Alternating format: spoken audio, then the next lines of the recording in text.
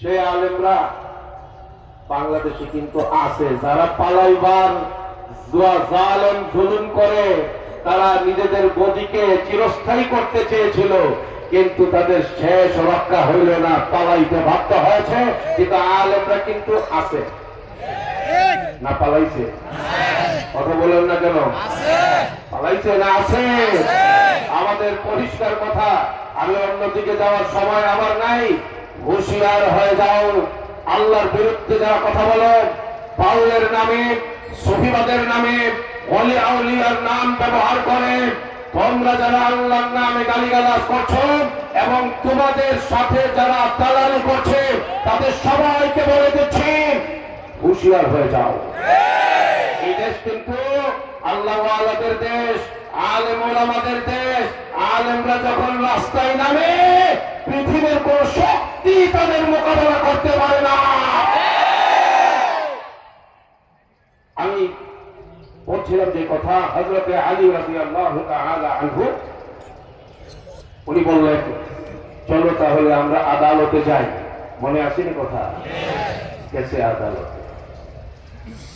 বিচারপতি হলেন কাদি শুরাইহ রাহিমাহুল্লাহ।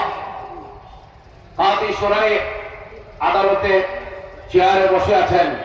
বিচারপতি হযরত আলী রাদিয়াল্লাহু তাআলা আনহু, তিনি এক পক্ষ, আর বিবাদী হলেন ইহুদি বেটা। হযরত আলী রাদিয়াল্লাহু তাআলা আনহুকে ডান পাশে বসাইছেন আর ইহুদি বেটাকে সামনে বসাইছেন। এরও একটা ব্যাখ্যা দিলেন তিনি বললেন, শোনো, যদি দুইজন মুসলমান হইত তাইলে দুই গ্রুপকে আমি এক জায়গায় সমানভাবে বসাইতাম।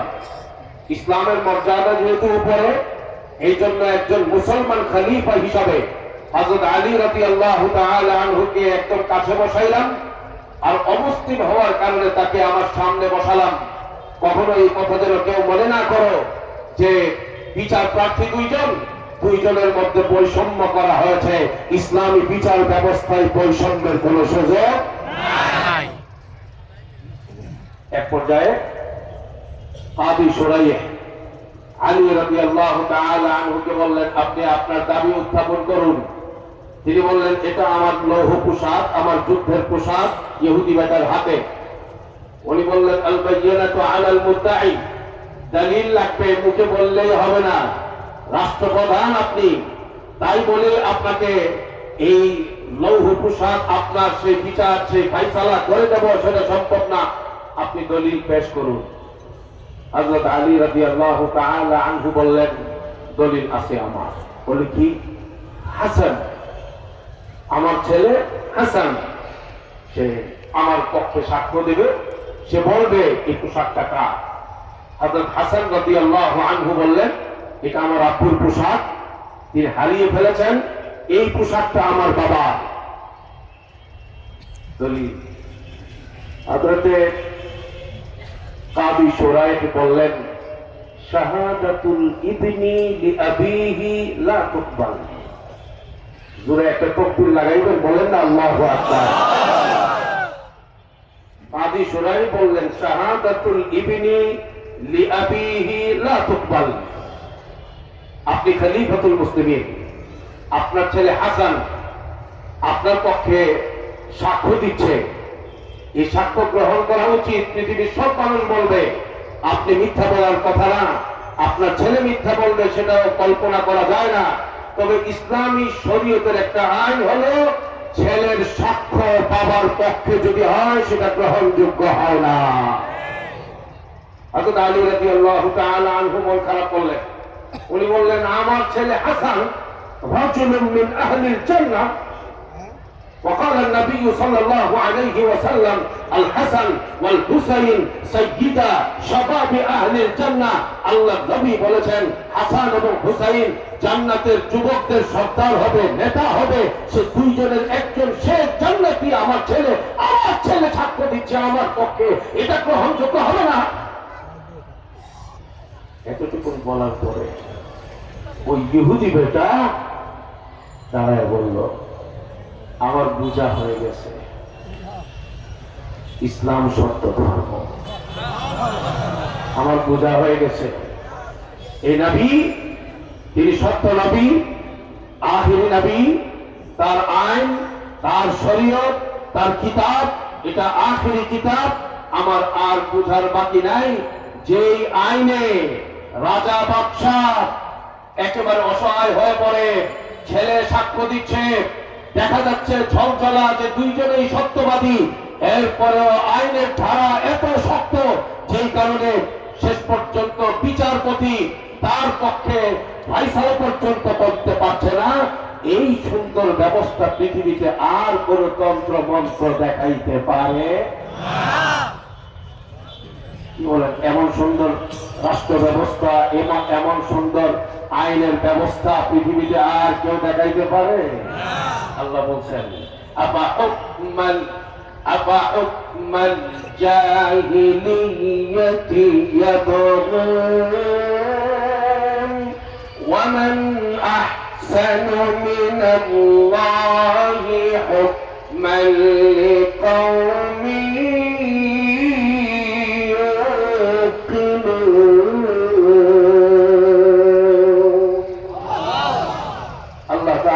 তোমরা বর্বর যুগের শাসন চাও, আল্লাহর আইনের চেয়ে সুন্দর আইন আর কার হতে পারে? মানতে হবে কার আইন?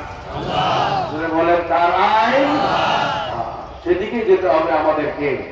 ওই ডিজিটাল বাংলাদেশ, স্মার্ট বাংলাদেশ শেষ পর্যন্ত দেখছি ওইটা চুরির বাংলাদেশে পরিণত হয়েছে। কথা বলেন বাংলাদেশকে ওই জায়গা থেকে উঠায় নিয়ে আসতে হবে।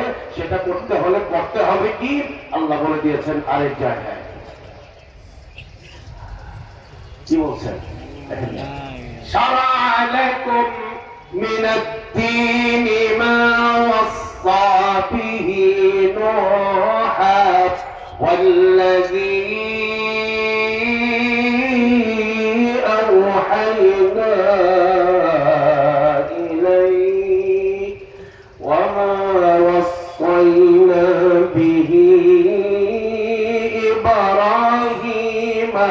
وموسى وعيسى أن أقيموا الدين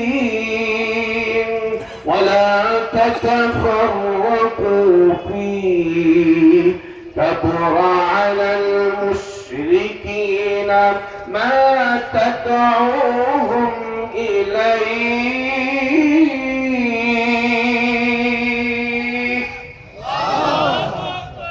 আল্লাহ তাআলা বলেন আমি আল্লাহ নূহকে ওসিয়ত করেছি, আমি ইব্রাহিমকে ওসিয়ত করেছি, আমি মূসাকে ওসিয়ত করেছি, আমি ঈসাকে ওসিয়ত করেছি, আমি আখিরি নবী মুহাম্মদকে আমি ওহীর মাধ্যমে আমি এই বার্তা, এই নির্দেশ দিয়েছি।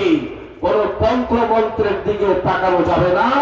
কায়েম করতে হবে আল্লাহর আইন, কায়েম করতে হবে শরীয়তের শাসন, কায়েম করতে হবে দ্বীন, কায়েম করতে হবে ঘরে আল্লাহর আইন, কায়েম করতে হবে নিজের মধ্যে আল্লাহর আইন, সমাজের মধ্যে কায়েম হবে আল্লাহর আইন, রাষ্ট্রে কায়েম হবে আল্লাহর আইন, সংসদে কায়েম হবে আল্লাহর আইন, বিচার কার্যে আদালতে কায়েম হবে আল্লাহর আইন।